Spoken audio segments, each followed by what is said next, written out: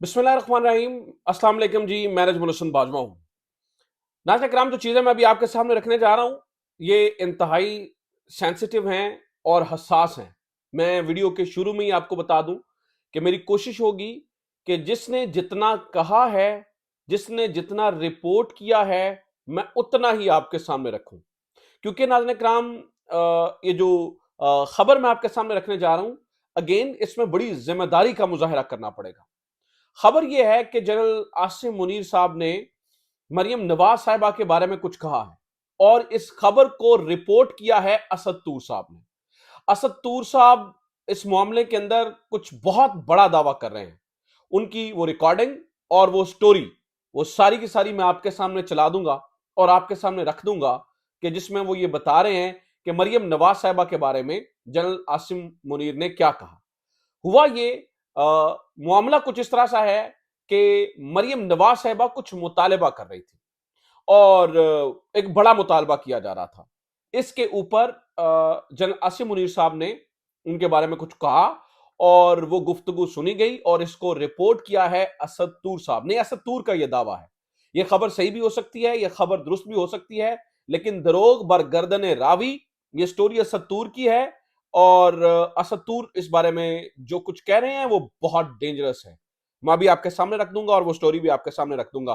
वैसे तो मैं आपस की बात है, बड़ा हैरान होता हूं कि जब हम स्टोरीज कर रहे होते हैं तो बहुत सारी चीजें हम तक पहुंचती हैं, लेकिन हम उन्हें कंट्रोल करते हैं, उन्हें रोकते हैं। सारी खबरें देने के लिए नहीं होती हैं, कुछ खबरें रोकने के लिए भी होती हैं क्योंकि वो बड़ी हसास होती हैं। लेकिन मैं हैरान हूं कि असद तूर साहब पाकिस्तान में बैठकर खुलेआम इस तरह की स्टोरीज करते हैं और उन्हें क्यों जो है ना वो बेखौफ खतर क्यों कर रहे हैं। मतलब मैं मुझे इस बात पे एतराज नहीं है, लेकिन मैं हैरान जरूर हूं कि असद तूर को नहीं पूछा जाता। मतलब असतूर के उससे कोई बात नहीं की जाती। और जो मैं अभी रिकॉर्डिंग्स आपके सामने सुनाऊंगा, आप बजाते खुद सुन लेंगे कि किस कदर वो बोल्ड गुफ्तगू जो है वो कर रहे हैं, लेकिन उनसे किसी किस्म की जो है वो की जांच पड़ताल नहीं होती है। तो ये भी एक सवालिया निशान है कि ऐसा क्यों है। बहरहाल, ये स्टोरी है, इसकी कुछ तफसीलात हैं। नंबर वन ये आपके साथ शेयर करनी है और नंबर टू पाकिस्तान तहरीक इंसाफ कुछ डॉक्यूमेंट्स, कुछ दस्तावेजात पब्लिक करने जा रही है और तहरीक इंसाफ को यह लगता है कि इनसे वाकई फर्क पड़ेगा और फर्क नहीं पड़ेगा, ठीक ठाक फर्क पड़ेगा। और इन दस्तावेजात को पब्लिक करने की जो हदायत है वो इमरान खान साहब ने दी है। सो दो ये बड़ी स्टोरीज हैं। इनकी कुछ तफसीलात आपके सामने रख देता हूं, लेकिन आगे बढ़ने से पहले दरखास्त ये है कि इस चैनल को सब्सक्राइब करें और अगर आप ने अभी तक नहीं किया है सब्सक्राइब तो उसे जरूर कर लीजिए ताकि हमारी वीडियो ज्यादा से ज्यादा लोगों तक पहुंच सकें। सही और सच बात कहने का मौका हमें मिल सके, चूंकि जिस तरह का मैं बार बार कहता हूं इलेक्ट्रॉनिक मीडिया पे प्रोपेगेंडा जारी है और जिस तरह के झूठ दिन रात वहां पे बेचे जाते हैं, उसके मुकाबले में सच्ची बात जानना और कहना बड़ा जरूरी है। तो इस सफर में हमारा साथ दें। एटलीस्ट आप चैनल सब्सक्राइब कर सकते हैं। फेसबुक पेज पे देख रहे हैं तो उसको फॉलो पेज को जरूर कर लें और लाइक जरूर कर लें और कमेंट आपके करने से ये होगा कि एक तो आपकी राय पता चलेगी और दूसरा इस पैगाम को पहुंचाने में ज्यादा से ज्यादा लोगों तक आगे बढ़ाने में हमें मदद मिलेगी। सो नाना कराम, मैं खबरें सारी आपके साथ शेयर कर देता हूँ। ये दोनों जो बड़ी खबरें हैं मैं पहले आपके साथ शेयर कर देता हूँ और बाकी खबरें जो हैं वो मैं बाद में आपके साथ शेयर कर देता हूँ। तो सबसे पहले सबसे बड़ी खबर से ही शुरू कर लेते हैं कि ये जो मरियम नवाज साहबा वाला किस्सा है ये क्या है। कुछ अर्सा पहले नाज़रीन कराम आपने देखा कि मरियम नवाज साहबा का ट्विटर खामोश नहीं था और मरियम नवाज साहबा जो है वो प्रेस कॉन्फ्रेंसेस और प्रेस टॉक्स करती हुई नजर आ रही थी और वो बड़ी ज्यादा बैशिंग करती हुई नजर आ रही थी। और ना सिर्फ मरियम नवाज साहबा बल्कि नवाज शरीफ साहब भी जो है वो इस बारे में बात करते हुए नजर आ रहे थे। और हमने ये देखा कि मरियम नवाज साहबा का बार बार एक मुतालबा था कि जनरल फैज का कोर्ट मार्शल किया जाए, उनका कोर्ट मार्शल कर दिया जाए और इसी से जो है वो चीजें सबके लिए बेहतर हैं। तो जनरल फैज के कोर्ट मार्शल का बार बार जिक्र हुआ, बार बार लोगों ने इसके ऊपर पूछा भी कि आप मतलब एक और जब वो जर्नैल थे, जब वो हाजिर सर्विस थे, तब भी कहा जा रहा था कि उन्हें खुड्डे लाइन लगा दिया गया है, फलाना फलाना बहुत बातें की गई। लेकिन उनकी रिटायरमेंट के फौरी बाद कोर्ट मार्शल की बात हो रही थी। तो इसी सिलसिले के अंदर किसी शख्स ने जनरल आसिम मुनीर साहब से इस बात का जिक्र किया और कहा कि मरियम नवाज साहिबा जो है वो जनरल फैज के कोर्ट मार्शल की बात कर रही हैं। तो इसके ऊपर जनरल साहब ने क्या जवाब दिया, ये जिसकी स्टोरी है मैं उसकी जबानी आपको सुना देता हूं, फिर इस पर हम थोड़ा सा तबसरा कर लेते हैं। ये एक वीडियो नहीं है, ये दो चीजें हैं दो खबरें हैं, मैं दोनों आपके सामने रख दूंगा। ठीक है, ये सुनिए जरा कि असदुद्दौला साहब क्या कह रहे हैं। सुनिए कि कोई शख्सियत जनरल आसिम मुनीर साहब से पाकिस्तान के आर्मी चीफ हैं, उनसे गुफ्तगू कर रही थी और उस मुकालमे में जब जनरल फैज के कोर्ट मार्शल का ये असदुद्दौला साहब इस पूरी स्टोरी को जो है ना वो बयान कर तो रहे हैं। जनरल आसिम मुनीर ने मरीम नवाज साहब के बारे में कोई इतनी शाइस्ता गुफ्तगू नहीं की। यहां पे जरा रुक जाइए, यहां पे रुक जाइए। ये इतनी बोल्ड गुफ्तगू कर रहे हैं और ये बता रहे हैं असदुद्दौला साहब कि जनरल आसिम मुनीर ने कोई मरियम नवाज साहबा के बारे में शाइस्ता गुफ्तगू नहीं की। मैं वो अल्फाज नहीं बताऊंगा जो उन्होंने मरियम नवाज साहबा के बारे में कहे। इतनी बोल्ड गुफ्तगू, और मैं हैरान हूं कि कोई पूछने वाला नहीं है, कोई कहने वाला नहीं है। यहां पर एक लफ्ज इधर से उधर हो जाए तो क्यामत बर्पा हो जाती है, लेकिन असदुद्दौला साहब जो है वो ये करते हुए नजर आ रहे हैं। अगर मतलब आई डोंट नो कि इन्हें जो है ना वो खुली छुट्टी क्यों है। आगे सुनिए फिर क्या हुआ। जो बात की जो हम बता सकते हैं, मुझे बाकी एक खबर है कि उन्होंने कहा कि ये मरीम नवाज को आइडिया नहीं है फौज का स्ट्रक्चर क्या होता है, हम अपने रिटायर्ड ऑफिसर्स का ट्रायल नहीं करते होते। उन्होंने कहा कि मरियम नवाज, पहले उन्होंने कहा कि मरियम नवाज के बारे में शाइस्ता गुफ्तगू नहीं की, फिर उन्होंने कहा कि ये मरियम नवाज को अंदाजा नहीं है कि फौज का स्ट्रक्चर जो है वो ऐसे काम नहीं किया करता। हम अपने रिटायर्ड जर्नैलों का, रिटायर्ड ऑफिसर्स का एहतसाब नहीं करते। इसके बाद असदुद्दौला साहब ने इससे भी ज्यादा बोल्ड गुफ्तगू की जो मैं नहीं चला सकता हूं। उन्होंने कहा कि ये मैं उसका लबे लबाब आपको बता देता हूं कि अगर एक जर्नैल का हो जाएगा एहतसाब तो कल को इनको ही आना है, ये इसलिए नहीं करते हैं, फला फला फला, बहुत सारी बातें की गई। मतलब बहुत खुल डुल के बात की गई और बहुत ज्यादा ओपन क्रिटिसिज्म जो है वो किया गया। अगर ऐसा वाकया हुआ है तो मामला ये भी है कि असदुद्दौला तक ये बात कैसे पहुंची, और अगर असदुद्दौला तक पहुंची है तो वो, ये भी मैं हैरान हूं। मैं ये नहीं कह रहा कि असदुद्दौला फाड़ लो, बट मैं हैरान हूं असदुद्दौला की इस बात पे कि वो जो है ना वो दो ही बातें हो सकती हैं कि या तो वो बहुत दलेर आदमी है जो वहां पे बैठ के इस तरह की गुफ्तगू कर रहा है, या फिर ऑब्वियसली उसे खुली छूट मिली हुई है। इसके पीछे कोई भी वजह हो सकती है। मैं कोई कॉन्स्पिरेसी थ्योरी नहीं देना चाह रहा हूं, लेकिन बहुत मतलब अब मैं बीइंग ए जर्नलिस्ट मैं इस हीट को महसूस कर रहा हूं कि देखिए हमें बड़े संभल कर खबर देनी पड़ती है, बड़े ख्याल रख के खबर देनी पड़ती है और सच का साथ देना पड़ता है। ऐसा नहीं है कि सच का साथ दें, लेकिन हम हमेशा से सच का साथ देते रहे हैं। लेकिन जिस तरह से असदुद्दौला साहब बात करें वो किसी और ही तरह से जो है ना वो गुफ्तगू कर रहे हैं।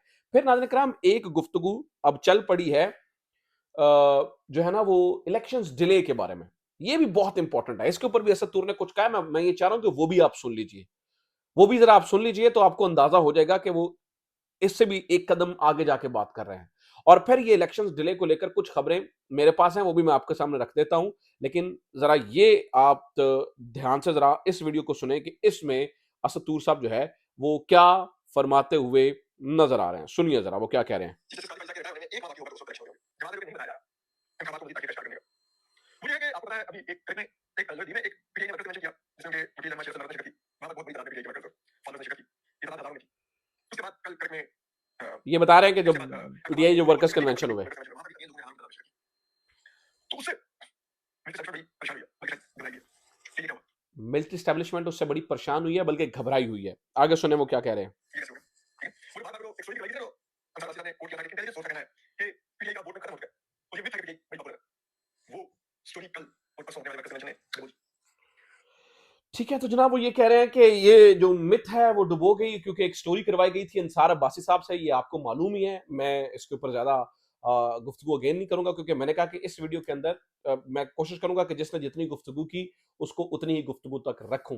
नाज़रीन कराम, खबर ये है, अब मैं आपको खबर दे रहा हूं कि नवाज शरीफ और उनकी पार्टी भी परेशान है कि आज तो सब कुछ हमारी फेवर के अंदर है, लेकिन बहुत जल्द बढ़ जाएगा, बहुत जल्द बढ़ जाएगा, क्योंकि चीजें जिस तरफ जा रही हैं और जिस तरह से नवाज शरीफ साहब को मतलब खुलेआम फेवर मिल रही है, खुलेआम फेवर, तो इसकी हिद्दत बहुत ऊपर तक महसूस की जा रही है, इसकी चीजें महसूस की जा रही हैं।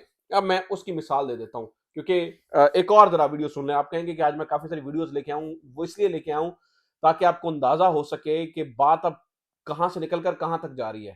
तो जो नवाज शरीफ साहब हैं ना, उनके लिए जो है ना वो यहाँ पर खतरे की घंटी नहीं, खतरे का घंटा है। सुने मुरी फरूक साहब क्या कह रहे हैं।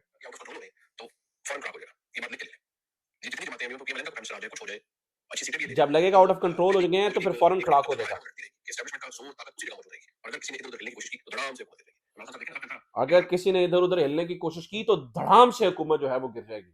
तो ये नवाज शरीफ साहब को पता होना चाहिए कि वो काकड़ 2 बनने के लिए तैयार हो रहे हैं। काकड़ 2 बनना पड़ेगा उन्हें। अनवारुल हक काकड़ 2 से भी शायद मेरे ख्याल से उससे भी कम इख्तियारात होंगे। तो अगर आप गवर्नमेंट ले भी लेते हैं इस तरह के हालात में तो कितनी देर चल पाएगी?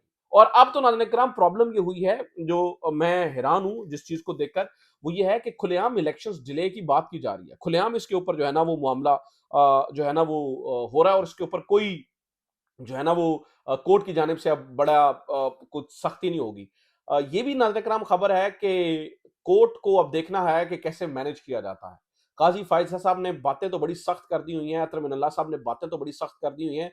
अब देखना ये है कि ये कर क्या पाते हैं और ये किस तरह से जो है ना वो अगर ये इंतखाबात आगे जाने हैं तो इसको जस्टिफ़ाई किस तरह से करते हैं और कोर्ट किस तरह से जो है वो इसके अंदर अपना किरदार अदा करती है क्योंकि कहा यह जा रहा है कि 6-7 महीने तक इंतखाबात जो है वो आगे जा सकते हैं और चीजें आगे जा सकती हैं। इस सारी सूरत हाल के अंदर नाज़रीन इकराम डॉन की एक स्टोरी बहुत आम है। वो हमें जो है ना वो इस वक्त ताकत के जो मुक्तदरा है उसकी क्या सोच है, क्या पॉलिसी है, उसके ऊपर बात जो है ना वो समझने में मदद मिलती है। इसमें बहुत सारी खबरें ऐसी हैं जिससे लगता है कि नून लीग के लिए भी मुश्किलात हो सकती हैं।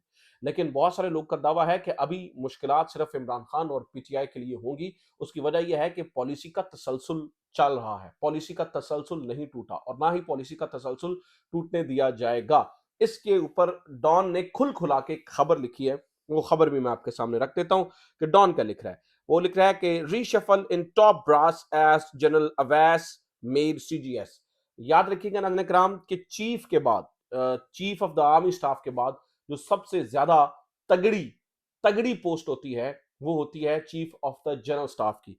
तो इसके अंदर वो लिख रहे हैं कि एक बड़ी गैर रवायती चीज हमें देखने को मिली। वो गैर रवायती चीज ये देखने को मिली कि जो जनरल अवैस दस्तगीर हैं जो डीजीएमओ के तौर पे काम कर चुके हैं और जो जनरल आसिम मुनीर के साथ जो है ना वो जब वो कोर कमांडर गुजरावाला थे तो उनके अंडर भी जो है ना वो काम कर चुके हैं। उनको फौरन लेफ्टिनेंट जनरल बनाते हुए गैर रवायती तौर पर वैसे मेरे ख्याल से इस तरह इसकी रवायत जो है ना वो जनरल बाजवा ने डाली थी और डॉन रिपोर्ट कर रहा है मेजर जनरल बिलाल की दफा। ठीक है, तो उनको जो है वो सीजीएस तैनात कर दिया गया है। CGS chief of the general staff जो है वो मिलिट्री ऑपरेशन और मिलिट्री इंटेलिजेंस को देखता है। यानी कि डीजीएमओ भी उनके अंडर होते हैं, ऑपरेशंस भी उनके अंडर होते हैं और फिर डीजीएमआई और डीजीआईएसआई इन्होंने भी जो है ना उस तरह से रिपोर्ट जो है ना वो सीजीएस को करना होता है। तो chief of the general staff general Awais Dastgir को बनाया गया है जो कि इस बात का अमली मजहर है कि जो पॉलिसी चल रही है वही पॉलिसी चलेगी। अभी उसके अंदर को बहुत बड़ा शिफ्ट नहीं आएगा। को बहुत बड़ी शिफ्ट को इस वक्त हम जो है वो एक्सपेक्ट नहीं कर रहे हैं। तो ये नाज़रीन इकराम कहा जा रहा है। इस वक्त सूरत हाल बड़ी जो है ना वो पुरखतर है। देखना पड़ेगा चीजें किस तरफ जाएंगी, देखना पड़ेगा इलेक्शंस के बारे में जो है ना वो क्या मौक़िफ़ अपनाया जाता है। इधर इलेक्शंस हो रहे हैं और इलेक्शंस को जो है ना वो डिले किया जा रहा है। ऐसी सूरत हाल के अंदर नाज़रीन इकराम तहरीक इंसाफ ने फैसला किया है कि वो कुछ दस्तावेजात को पब्लिक करने जा रही है और वो दस्तावेजात आज नईम हैदर पंचोथा साहब ने इस बारे में बताया। उन्होंने कहा जी इमरान खान साहब ने हमें हदायत की है कि अल कादिर ट्रस्ट के बारे में कुछ दस्तावेजात को जो है वो पब्लिक कर दिया जाए और इमरान खान की हदायत के ऊपर उनको पब्लिक किया जा रहा है जो सूरत हाल को बड़ा वाजे करेगी और जो मामलात को बड़ा खुलकर जो है वो सामने लेकर आएंगे और जो इमरान खान के ऊपर या पीटीआई के ऊपर या बुशा बीबी के ऊपर इल्जामात लग रहे हैं उन इल्जामात का मुंह तोड़ जो है वो जवाब हो सकते हैं। तो नाज़रीन इकराम ये अब तक की खबरें। मैंने वीडियो के शुरू में कहा था कि ये मामला चूंकि सेंसिटिव है तो मैंने जितनी बात जिसने की मैंने उतनी ही बात आप तक पहुंचाई है। अब दरोग बर गर्दने रावी वल्ला आलम इसके अंदर जो है ना वो कितनी सच्चाई है, लेकिन जो बात हुई वो मैंने आप तक पहुंचा दी है। बाकी ये देखना होगा कि इसमें कितनी सच्चाई है। लेकिन एक बात तो आप ये तय समझिए कि इलेक्शंस के अंदर गड़बड़ाहट का सोचा जा रहा है। अपना ख्याल रखिए। खुदा हाफिज। पाकिस्तान जिंदाबाद।